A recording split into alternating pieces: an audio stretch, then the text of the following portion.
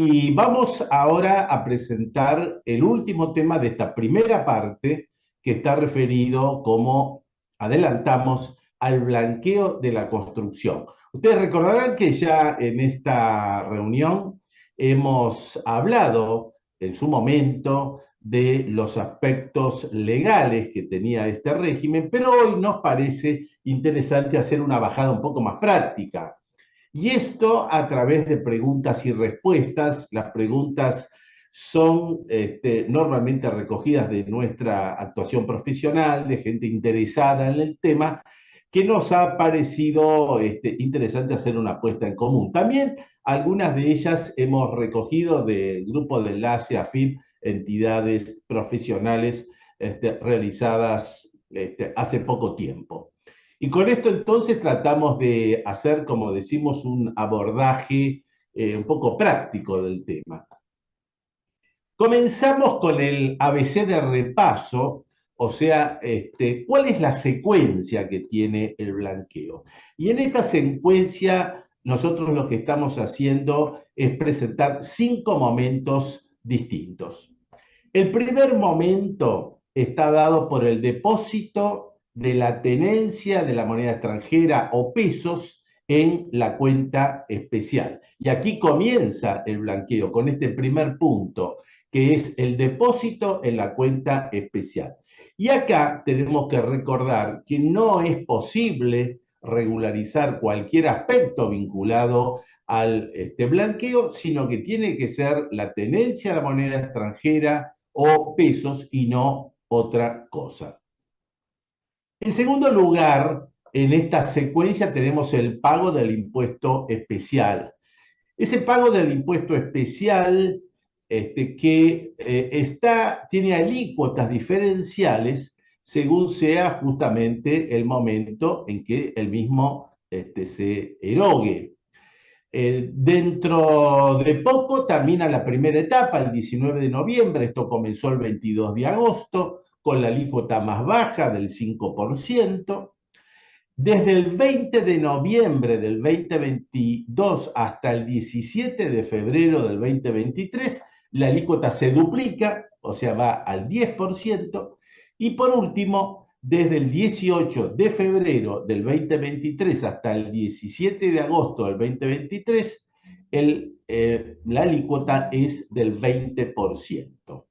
Para pagar este impuesto especial se necesita generar el BEP y obviamente pagar el impuesto declarando la tenencia y la evaluación de los fondos.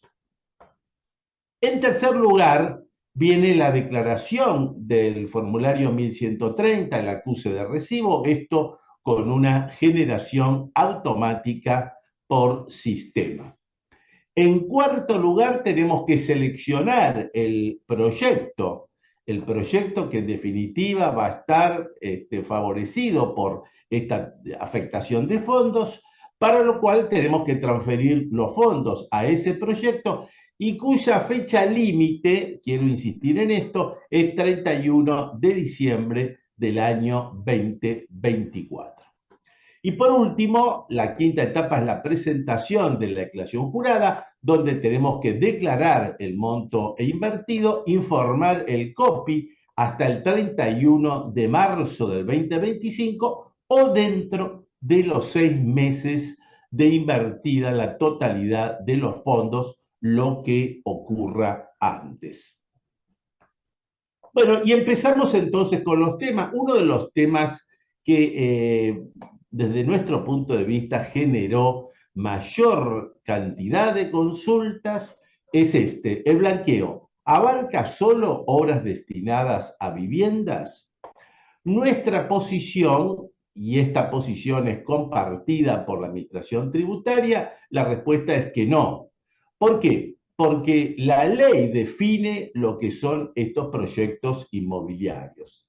Y lo define como aquellas obras nuevas que se inicien a partir de la entrada en vigencia de la misma, o sea, construcciones, ampliaciones, instalaciones, mejoras, que de acuerdo con los códigos de edificación o disposiciones semejantes se encuentren sujetos a denuncia, autorización o aprobación por autoridad competente. Esta es la definición que da la ley respecto de las obras que van a ser objeto de la promoción del beneficio en este blanqueo. Por lo tanto, de esta definición podemos concluir que no hay exclusión alguna, que pueden blanquearse fondos para la realización de obras de empresas industriales, comerciales, de servicios o de cualquier otro tipo, fundamentalmente, insisto con esto, porque la definición legal sobre el tema de las obras no tiene ningún tipo de exclusión. ¿Qué tipo de inmuebles se pueden adquirir con el blanqueo? Y acá aparecen un aspecto importante a señalar, que serían las obras nuevas iniciadas a partir del 12 de marzo del 2021, que en su momento poseían un avance inferior al 20%, pero que después continuaron desarrollándose y, en definitiva, la fecha de hoy pueden llegar a tener un 50% de avance. Esto es perfectamente posible para poder ser regularizado. Otra de las preguntas que siempre aparece es, ¿cuál es la fecha a considerar para el blanqueo a los efectos de la tenencia no declarada? Y creo que la pregunta es válida por el hecho que esta norma, la ley que estamos hablando ahora, la nueva ley, lo que está haciendo es reconducir la ley anterior. Entonces, nosotros acá tenemos que señalar esto con claridad. La foto que tenemos que tomar a los efectos de la fecha para la tenencia no declarada es el 22 de agosto del año 2022 y no el 12 de marzo del 2021, porque esa es la norma que se refiere a la primera ley, la 27613. ¿Cuál es la fecha límite para afectar los fondos? Lo dijimos. En el caso de la ley anterior, la ley 27613, es 31 de diciembre del 2022, porque esta es la norma original. Pero si estamos utilizando ahora la ley actual, que es la 27679, el plazo es 31 de diciembre del 2024. Y acá volvemos con este tema.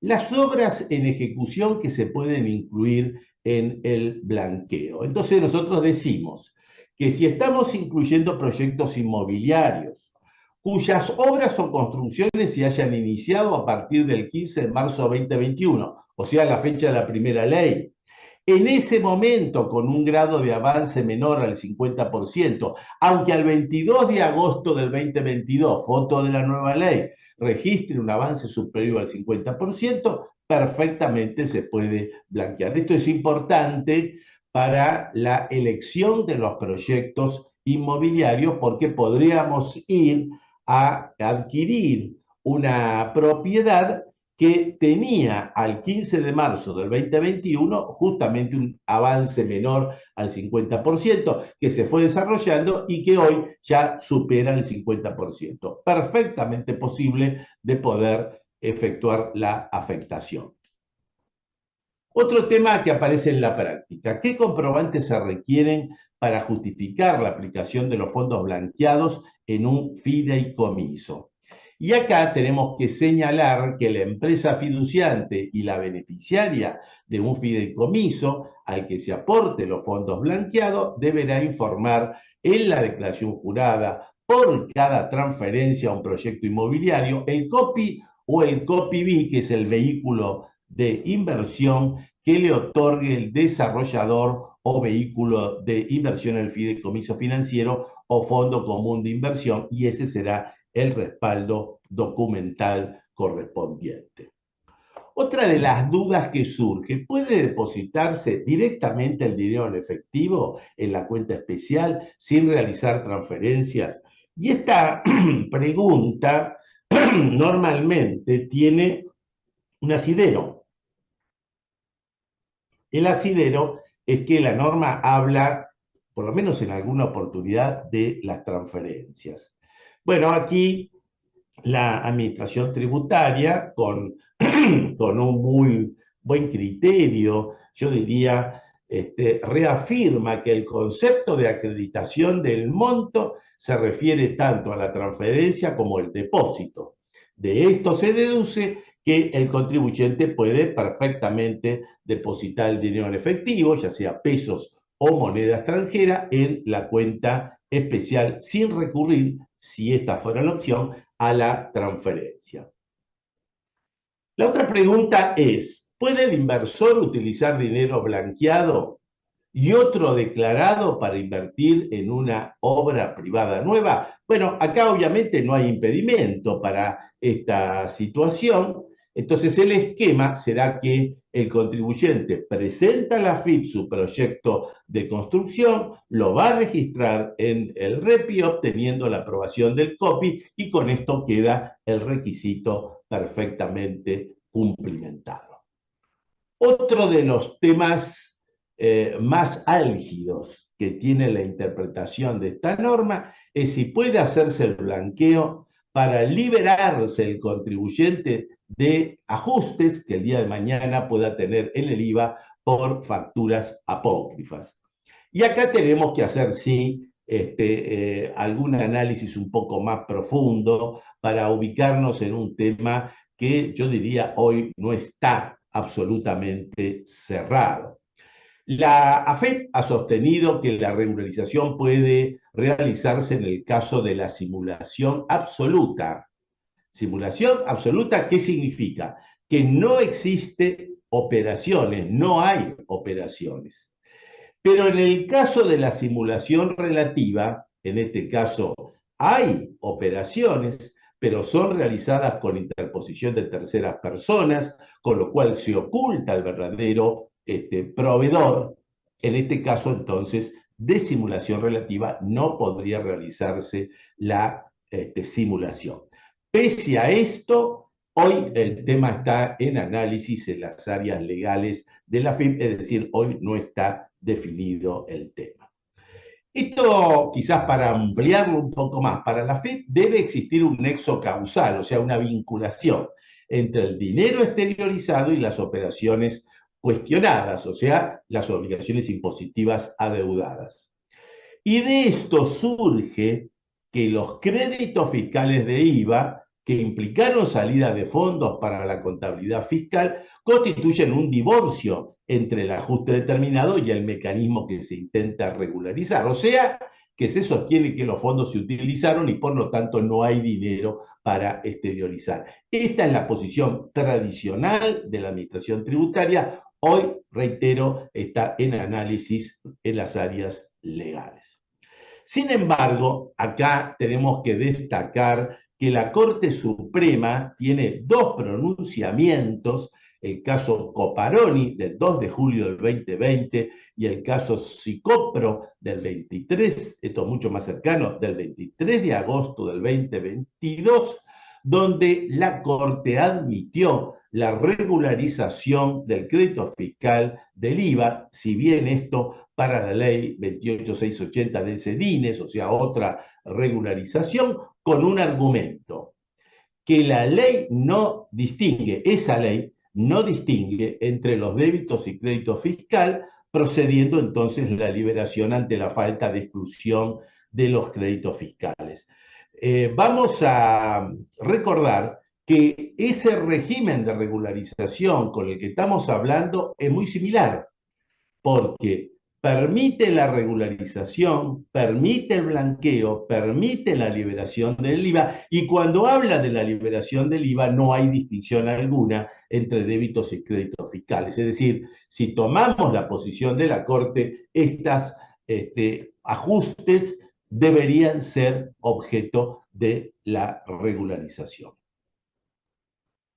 Otra pregunta que tenemos en la práctica, ¿las personas que adquieren lotes con fondos blanqueados pueden construir sobre esos mismos lotes y blanquear el importe de la construcción? La respuesta es que sí. En tal caso debe registrarse en el IPA, en el REPI, cada proyecto inmobiliario y en forma independiente.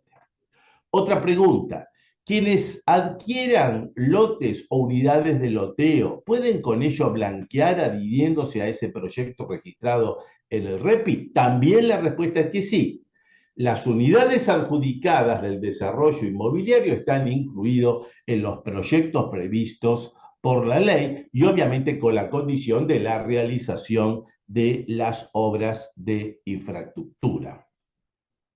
Otro tema, ¿puede el sujeto titular del terreno donde se lleva adelante un loqueo, el loteo, blanquear los fondos para realizar las obras de infraestructura? También la respuesta es que sí, porque los montos normalizados depositados en la cuenta especial del SECOM puntual, invertidos en un proyecto individual con copia activo, quedan incluidos en el blanqueo. El otro tema es si la realización de obras de infraestructura, como es, por ejemplo, la apertura de las calles, la iluminación, los servicios de agua potable y cloacas, encuadra en la categoría de proyecto inmobiliario y por lo tanto, si esto fuera así, si se pueden afectar los fondos. También acá la respuesta es que sí están incluidas, o sea, una empresa que realiza el loteo, para lo cual tiene que hacer obras de infraestructura, puede registrarlo en la FIP, en REPI y COPI. Los adquirentes de esos terrenos pueden aplicar entonces los fondos regularizados. Otro tema que se presenta bastante en la práctica, ¿puede adquirirse un terreno en un country y sobre el mismo construir un chalet? Sí. De adquirirse un terreno para abonarlo con fondos blanqueados, deberá verificarse que corresponda a la definición del proyecto inmobiliario. O sea, el contribuyente presenta a la FIP el proyecto, obtiene el REPI y el COPI debe ser aprobado para que en definitiva pueda existir este tema. Una pregunta muy interesante también resuelta en la comisión de enlace: ¿cuál es la responsabilidad del sujeto que blanquea si luego de transferir los fondos a un proyecto inmobiliario inscrito en el REPI, el mismo no es llevado a cabo por el desarrollador? Fíjense esta situación tan especial, porque el sujeto hace todo lo que tiene que hacer, esa secuencia que vimos en primer lugar. Pero el problema es que el desarrollador, en definitiva, por un incumplimiento, en definitiva, no llega a cumplir lo que corresponde. Entonces acá la administración tributaria que se encarga de analizar el tema ha dicho que para gozar de los beneficios se requiere el depósito de las tenencias en la cuenta SECOM.ar, el pago del impuesto especial, la presentación de la declaración jurada, la afectación de la totalidad de los fondos exteriorizados a un desarrollador, constructor o vehículo de información inscrito en el REPI, indicando las declaraciones juradas efectuadas al COPI. Todo esto cumplió el contribuyente. La conclusión: en tales casos procederá a gozar de los beneficios para el inversor a pesar que el desarrollador no lleve a cabo el proyecto. En otras palabras, el problema solo va a afectar al desarrollador y quedará en un problema de índole comercial entre ambas partes, pero sin afectación en la parte tributaria. Otro tema: ¿cómo se registra en el REPI un desarrollo inmobiliario compuesto por varios lotes?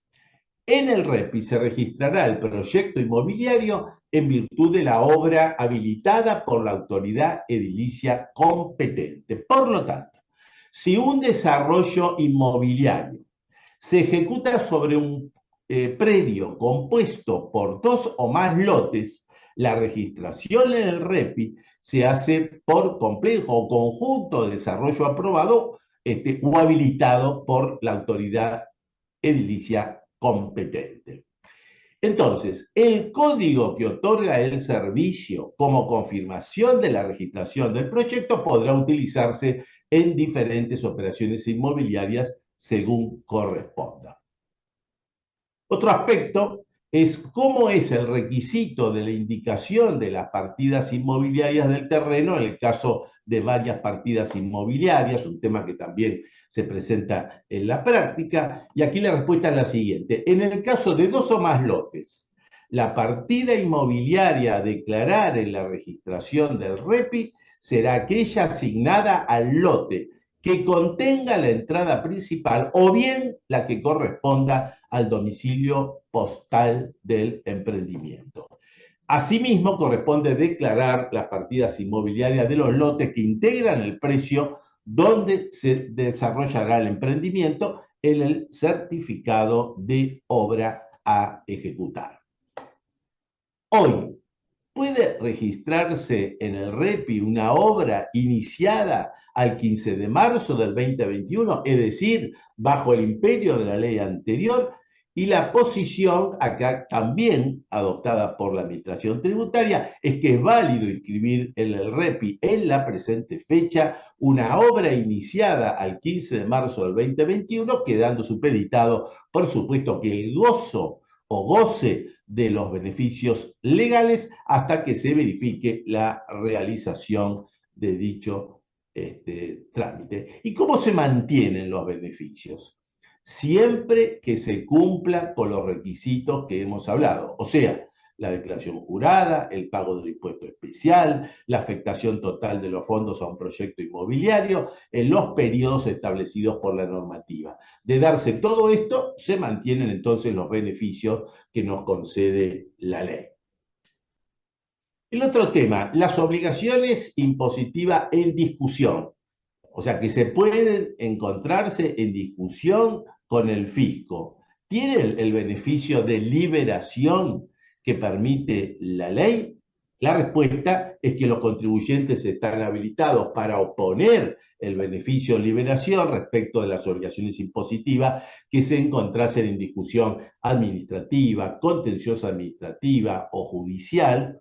Fíjense, son todas las etapas, en tanto las mismas correspondan con montos exteriorizados. Nosotros agregamos ello en la medida que la discusión se refiera a la tenencia de dinero en efectivo, en moneda extranjera o pesos, en el país o en el exterior no declarado. Porque si la discusión con el fisco en cualquier instancia, por ejemplo, se refiere a aspectos técnicos de interpretación de la ley, esto va a estar fuera del marco del blanqueo y por lo tanto de la liberación.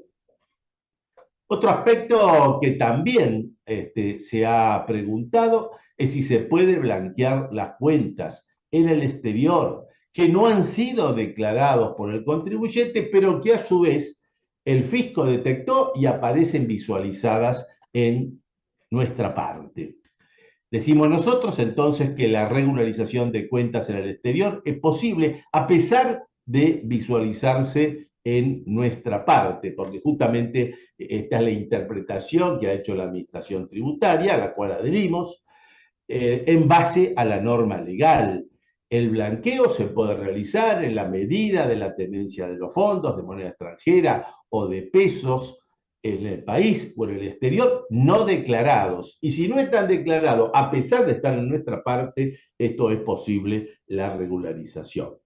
Por supuesto que nosotros acotamos solo en la parte que corresponda a dinero en efectivo en existencia al 22 de agosto del 22. Esta es la foto que ya habíamos dicho, por lo cual no puede blanquearse la tenencia de títulos valores.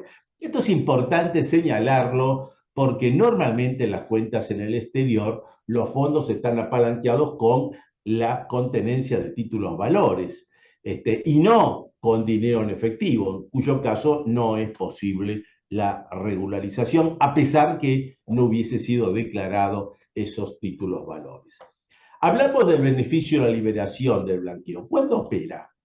Decimos que la posibilidad de oponer el beneficio de blanqueo será una vez formulada la declaración voluntaria de las tenencias ocultas.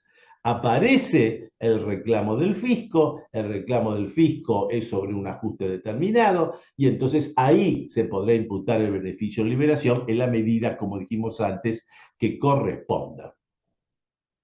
¿Qué sucede con el impuesto al cheque? Esto es importante señalarlo porque hay un depósito en la cuenta especial y hay transferencias que después se realizan a los desarrolladores. El Banco Central dispuso que serán de aplicación las disposiciones establecidas para los depósitos de caja de ahorro. Por lo tanto, si el blanqueo lo hace una persona humana, va a estar exenta del impuesto al cheque. Y también dispuso el Banco Central que en el caso de las personas jurídicas, el tratamiento es el que corresponde a la cuenta corriente especial, por lo cual, para las personas jurídicas, estas operaciones estarán grabadas con el impuesto al cheque. Importante también esta aclaración. ¿El adquirente de un lote puede también blanquear una construcción en el mismo? Sí, para ello debe inscribir el proyecto inmobiliario por separado. ¿Y qué pasa con las inversiones y loteos en countries? El caso de adquirirse un terreno para abonarlo con fondos blanqueados, deberá verificarse que corresponde a la definición del proyecto inmobiliario previsto por la ley, en cuyo caso se aplica este tema. Otro tema que también se pregunta, ¿existen requisitos de permanencia de la inversión? Es decir, yo hago todo este régimen, cumplo con todo este régimen, afecto los fondos totalmente a la inversión, me hago de esa propiedad tiene que tener una permanencia en el tiempo. Los fondos exteriorizados, recordamos, pueden afectarse hasta la fecha límite, que es 31 de diciembre del 2024, pero no existen legalmente requisitos de permanencia de la inversión. Y hablando de la inversión, ¿debe abonarse el total de la inversión al inicio? No. Los fondos blanqueados pueden afectarse a los proyectos inmobiliarios en etapas, en forma parcial, con lo cual se permite que un contribuyente pueda realizar la inversión pagando las cuotas mientras la obra se va realizando. Por ejemplo, la construcción en el pozo. ¿Existe el beneficio de exención y el beneficio del pago a cuenta, el impuesto a los bienes personales? No. Quienes adhieran al blanqueo no tienen derecho a tales beneficios. O sea, tales beneficios sí tienen la posibilidad de ser usufructuados por aquellos contribuyentes que hagan este tipo de inversiones, pero con dinero declarado, es decir, que no recurran al blanqueo. Y para pagar el impuesto especial, ese impuesto especial que hemos señalado con las distintas alícuotas, ¿se puede pagar con los fondos blanqueados, o sea, con los fondos que están depositados en la cuenta especial? No, esto no es posible, con lo cual los fondos deben provenir de otro lugar, obviamente debidamente declarados. De blanquearse dólares, ¿a qué tipo de cambio se ingresa el impuesto especial? Si el blanqueo es sin dólares, tenemos que aplicar el tipo de cambio comprador del Banco de la Nación Argentina del día en que se depositan los fondos en la cuenta SECOM-AR, o sea, la cuenta especial, y no a la fecha de pago del impuesto especial. Es muy importante por el desvío temporal que pueda existir. Y aquí la pregunta también recurrente, ¿qué moneda conviene blanquear? Resulta conveniente blanquear dólares en lugar de pesos, ya que al ingresar el impuesto especial, la incidencia es mucho menor. También tenemos que recordar que en la medida que se blanquee dólares, el contribuyente podrá recurrir a afectar dólares si el desarrollador lo acepta. ¿Se pueden adquirir inmuebles usados con el blanqueo? Bueno, acá tenemos que señalar que en el proyecto de presupuesto nacional 2023, que tiene la media sanción de diputados, se incorpora la posibilidad de que los fondos del blanqueo se destinen a la adquisición de un inmueble usado, cosa que hoy no está en la ley, que sea afectado, y estos son los requisitos, con destino exclusivo a la casa habitación. ¿De quién? Del declarante de los fondos o de su familia. Primer objetivo, destinado a la adquisición del inmueble usado, o segundo, destinado a la locación, pero locación con destino exclusivo a la casa habitación del locatario y su familia por un plazo no inferior a 10 años. Esto está pendiente de aprobación porque falta la aprobación del Senado. Es importante señalar que en ambos supuestos el valor de adquisición tiene un límite. Debe resultar igual o inferior a 2 veces el importe de los inmuebles destinados a casa habitación no alcanzado por el impuesto a los bienes personales vigentes al 31 de diciembre del periodo anterior al de la mencionada adquisición. Es decir, que si hoy esto se aprobara, el valor límite hoy es de 60 millones por ser ese importe de 30 millones, 2 veces 60.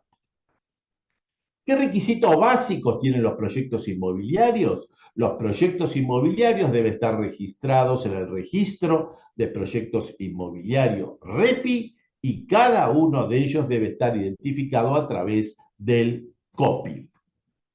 Bueno, con esto hemos dado entonces...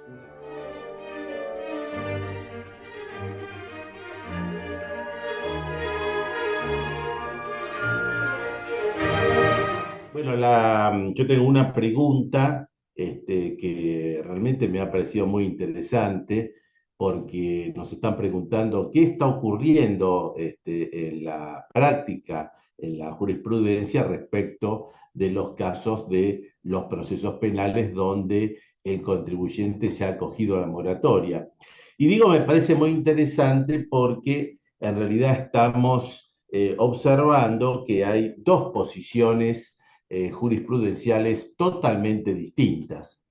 Hay una posición donde lo que está haciendo el juez es recurrir a la administración tributaria, recurrir a la AFIP para que la AFIP le informe en cada caso si el contribuyente ha cumplido o no con los requisitos que establece la moratoria. Ejemplo, si el contribuyente está encuadrado o no como pyme, si el contribuyente tiene fondos en el exterior, si ha repatriado, etcétera, etcétera, etcétera.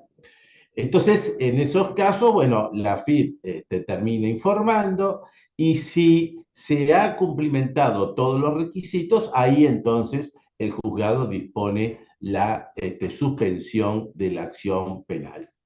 Pero hay otra posición que es totalmente distinta, que es totalmente encontrada a esta, donde establece un criterio, yo diría, casi opuesto, porque establece que el cumplimiento de esos requisitos no es resorte de la justicia penal, sino es resorte de la instancia administrativa. Es más, dice el juez que ese tipo de requisitos debe ser evaluado por la administración tributaria en forma previa a la definición del acogimiento, que sabemos que muchas veces esto no se da, porque el contribuyente se acoge y después de un tiempo aparece la AFIP cuestionando el cumplimiento o no de un requisito.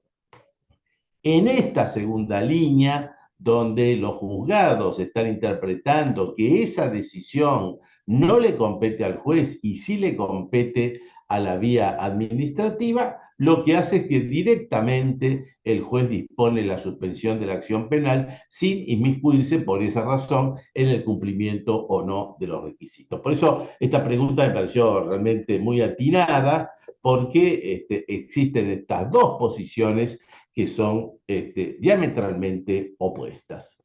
Muy bien, acá hemos llegado al fin de la reunión de hoy.